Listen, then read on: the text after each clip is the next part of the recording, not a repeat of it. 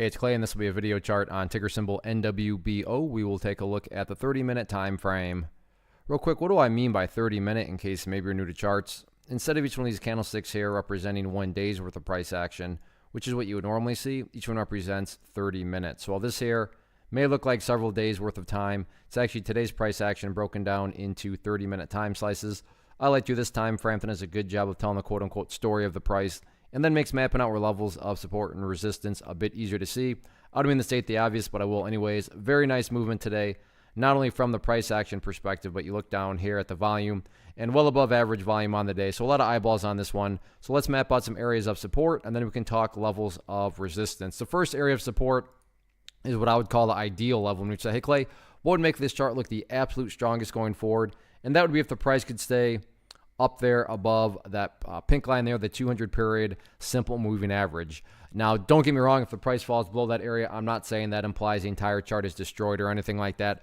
But if the price can continue to repeat history like it's been doing, so you can see earlier on in the day right there held as support, and then during the final 30 minutes, once again, price bounced right off that area. So if that continues and the price stays above it, that would certainly be a huge sign of power. Now, taking a step back and looking at all this from more so a bigger picture point of view, that is where the purple line here comes into play, the 50 period simple moving average. Keyword being moving, so as time goes by, that line's going to move itself higher and higher. So a very basic yet highly effective way to judge the health of the move, that right there being defined as the move. Just watch that purple line. As long as the price stays above that line, as the line itself moves higher and higher, then the bulls are in full health, the bulls are in full control. However you can best visualize that, that is what is being represented. Again, yeah, staying above the 200 period up at 28.5 would be great. However, from the grand scheme of it all, as long as the price is above that purple line, the bulls 100% own the chart.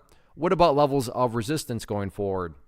Initial area of resistance to watch going to be right there at, 30.5. And you can see that was essentially the overall price congestion point. You had a couple of times right there. Yeah, the price did get up above it right there, but that didn't last very long. And then later on in the afternoon, the price once again tried to get through there and couldn't quite do it. So 30.5 cents, very clearly going to be that key level that needs to be broken. All in all, though, anyway, look at it. Great movement today, great volume. And now it's just a question of can the price build upon this momentum going forward?